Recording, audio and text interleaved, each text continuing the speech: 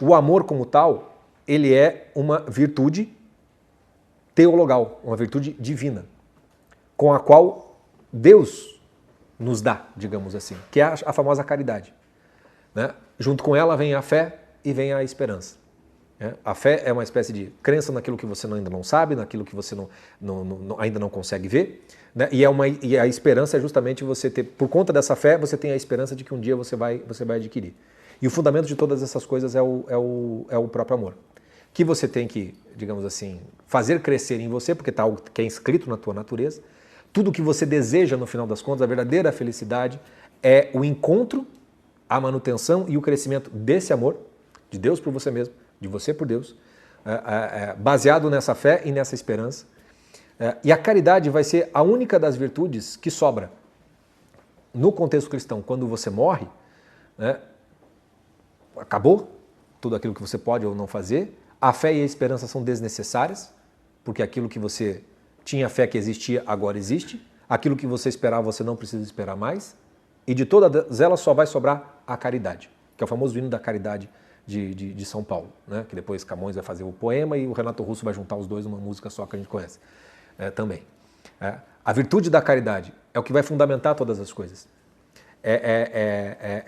O amor de Deus que criou todas as coisas e o próprio ser humano. Né? E é esse amor divino, né, no ser humano que desperta nele o desejo por amar e ser amado.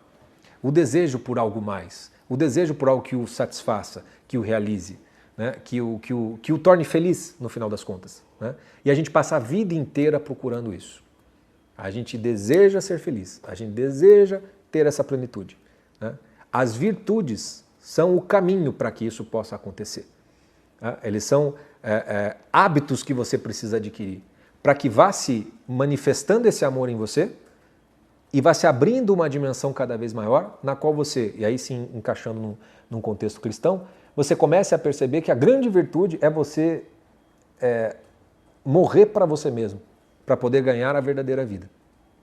Algo que, se a gente ficar só com as 4 virtudes cardeais, a gente dificilmente vai compreender. A gente tem que ter uma rachadura nessa busca pela aquisição das virtudes, que é essa rachadura da humildade, que faz você perguntar, no final das contas, para que tudo isso? Para que eu quero ser virtuoso? Qual é a finalidade de eu ser virtuoso? É para eu ter as glórias eternas, igual Aquiles? É para eu realizar grandes feitos? Eu quero ser uma boa pessoa, para quê?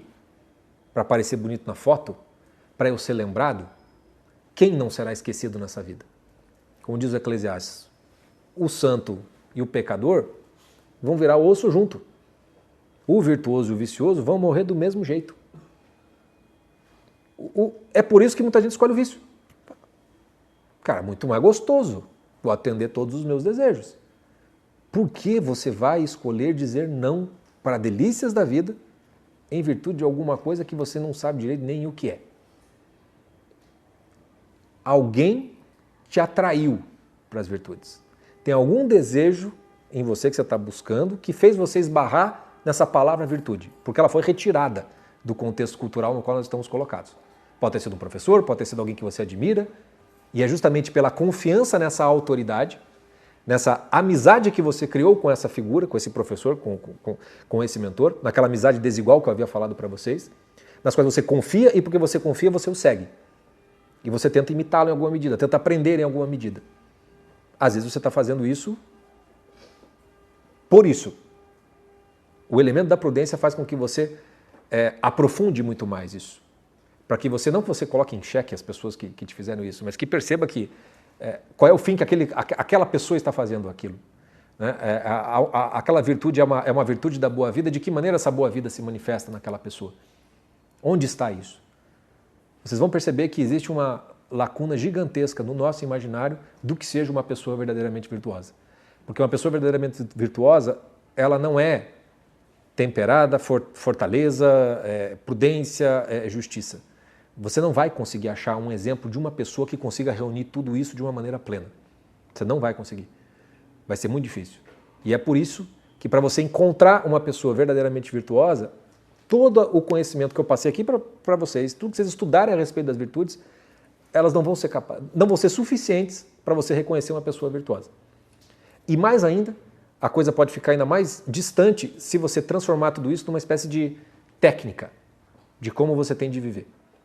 Então, o que você vai mais encontrar, infelizmente, por aí é gente que está fazendo da virtude um crescimento do próprio ego, do próprio orgulho. Né? Eu vejo muita gente religiosa, principalmente, fazendo isso. Pessoas que, no final das contas, elas estão fazendo do seu não para certas coisas como se fosse uma virtude. Né? O que mais tem é gente casta achando que está sendo casto porque está dizendo não para o sexo. Assim, num sentido religioso, isso não faz o menor sentido. A castidade não é dizer não. Isso é só um pedacinho dela. A castidade é por um amor maior.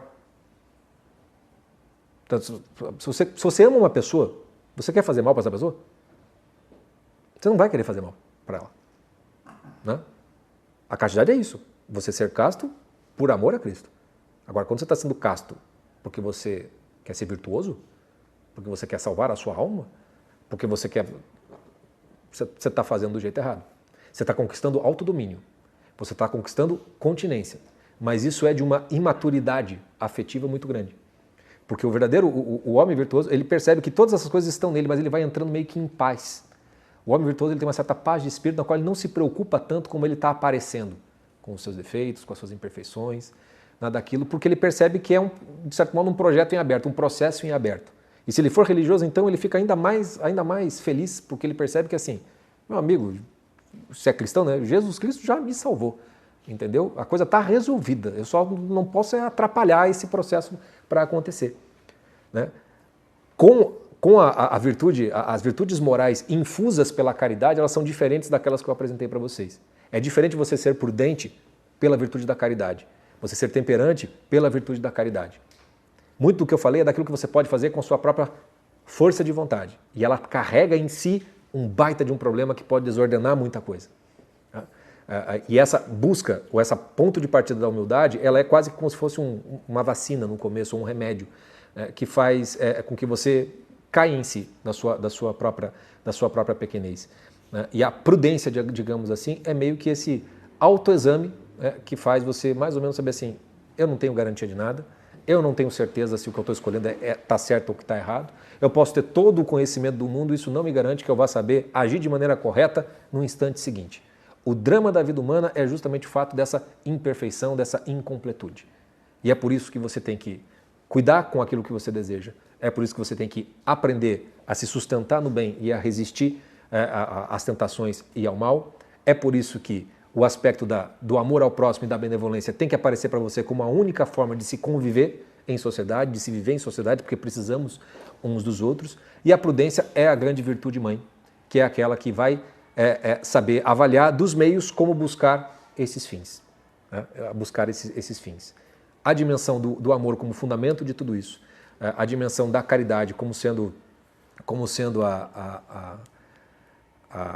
aquilo que já nos salvou, digamos assim, né? E aquilo que vai restar no final das contas, digamos assim, talvez o que vai se revelando nesse processo. Então, qual é o fim de você se tornar virtuoso? Vai se abrindo essa dimensão de ordem espiritual na sua vida. Você vai enxergando este amor que te fez desde o começo e para o qual você foi feito. Né? E aí é por isso que não é só por isso, mas a Divina Comédia, né, que a gente está fazendo aqui uma oficina do imaginário, eu já fiz oficina de leitura, ela nunca vai ser um livro fácil de você ler. Porque ela, naturalmente, ela vai ter que te pegar por esse aspecto amoroso, digamos assim. Ela vai te levar ao autoconhecimento do que é o inferno. Né? Ela vai te levar a um elemento de conquista de virtudes que é o purgatório. Para que você possa experimentar a caridade divina na paz e no júbilo de Deus, que é o paraíso. Algo que a gente precisa no imaginário para poder começar essa caminhada de virtudes na prática.